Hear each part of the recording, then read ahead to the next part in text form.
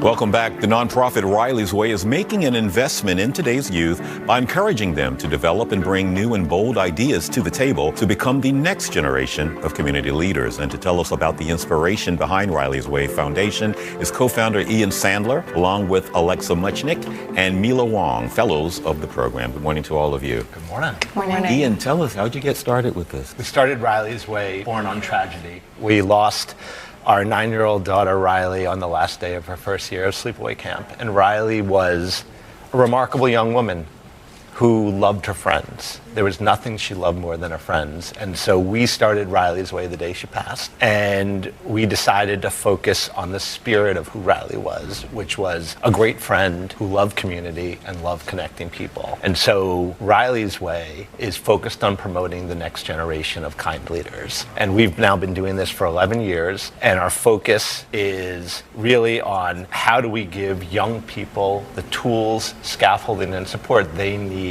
to make change in their communities with kind leadership. In the last 11 years, we've worked with over 4,500 young people and given out more than $5 million in grants and program making. Riley was a young woman who was going to make a big impact in the world. And we weren't prepared to let her light go out. And this was every parent's worst tragedy. And my wife and I, we decided that the right thing to do was to find a way to honor her and carry her forward. And the work of Riley's Way is just a constant love letter to our daughter, Riley. I want to bring in the fellows now into this, if you will. And Alexa, I want to ask you, how did you become associated with the program? My junior year of high school, I started the Kindness Club at my school, and I heard about the opportunity of the Youth Leadership Retreat.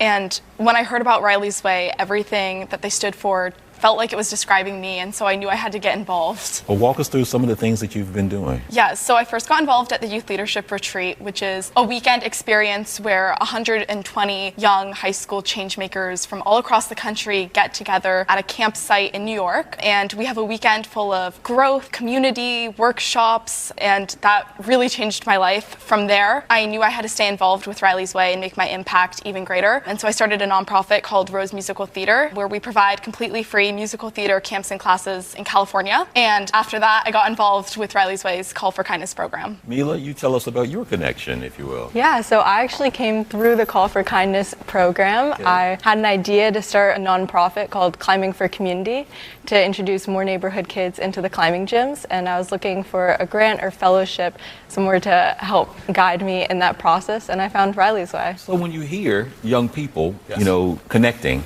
Yes. to the mission of the foundation, how does it impact you? It's almost impossible to describe. I mean, the face of leadership in this world is broken, and history says that young people are the ones who change it. And all you need to look to is these two amazing young women and what they're doing, and watching them both impact their communities, but also getting to see them grow. That's what's really so special. And what we've built with Riley's Way is a community of young people founded on this idea of kind leadership. And the idea is, as we keep growing it, they're continuing to get involved. They're bringing their friends, the people they come in orbit, and it's this wonderful, beautiful cycle that keeps carrying forward. Alexa, tell me, how would you describe a kind leader? Kind leadership means so much, but to me, I think it means leading with compassion, kindness, obviously, open-mindedness, and collaboration, rather than leading with pure authority. To make kind leadership happen, I think it takes a lot of people who are open-minded and willing to listen rather than just speak. Mila, what about you, dear? I think a good leader is one who really listens to those around them and bases their leadership off of helping other people rather than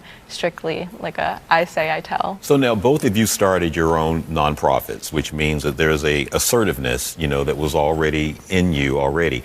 What have you noticed in your time with the program? What other skills may have sharpened, or you may have tapped into something that, hadn't been tapped into yet? Yeah, I think one of the main things is confidence in my leadership, confidence in my ability to help others. I came in not really knowing a lot about how to start a community program. I just knew that I have a passion for climbing and I wanted to help other people get into the gyms. And they really build up through workshops on networking, fundraising, how to be good community partners on how to help lead. I fully agree with the confidence aspect. If it weren't for Riley's Way, I would not have had the confidence to even begin to start a nonprofit. I didn't even have the idea of what I wanted to do until I became involved with the Youth Leadership Retreat. And I left feeling so changed and inspired by everyone around me that I knew I had to go home and actually make tangible impact in my own community. Let me ask you, Ian, how do you find the young people to attract them, to let them know, hey, maybe we can partner here at the foundation? It's a great question. So we have 11 full-time staff.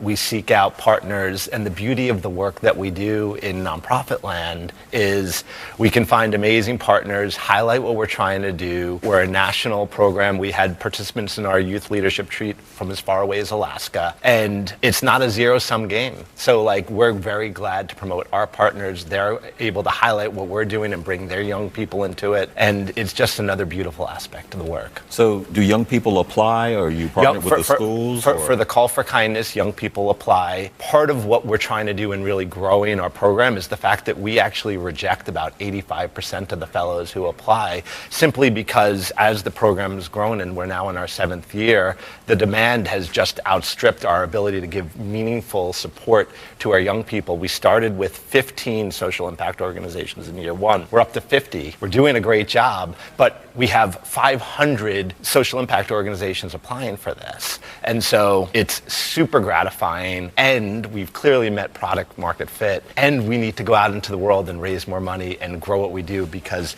there's thousands of amazing young people like the two of these amazing young women, and they're the ones who are going to make the world a better place. And if you know of a young person who would be interested in this, come find us. We've got the most amazing leadership team, and they would be thrilled to get in contact with any young person who's interested. Alexa and Mila, if you had to convince a young person as to why they should look into Riley's Foundation, how would you answer that question? What would you say? I would say if you have a passion, if you consider yourself a kind person, if you want to help make an impact in your community, you should look into Riley's Way. I think it's one of the best things that's happened to me, and it's such an amazing community of people who are just doing amazing things. I would say that once you join the Riley's Way community, you'll forever be a part of it.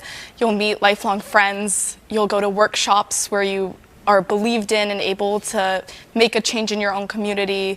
You'll really meet other people who value kindness and leadership in this world that provides us a lot of challenges. It's really nice to be able to spend time with like-minded individuals through Riley's Way. Ian, before you go, having to say goodbye to a child at such a young age is difficult. How are you and your wife doing these years later? We're super blessed. My son, who was 6 when my daughter passed, is now 17. We have a 9-year-old, soon-to-be 10-year-old, Ruby Rye, who's our daughter. They're both, and my wife, are super involved in what we do. My 9-year-old, who never met her sister, knows about her, talks about her, is so proud of her. We're doing as best we can, and we're so grateful for the broader community that supported our work, which is the reason we are where we are today. Very nice to meet all of you. Thank you for being with us and for sharing your stories with us.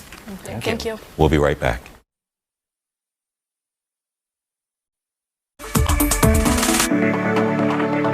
Welcome back. U.S. Marine Corps veteran Anthony Supa always felt a deep call to serve.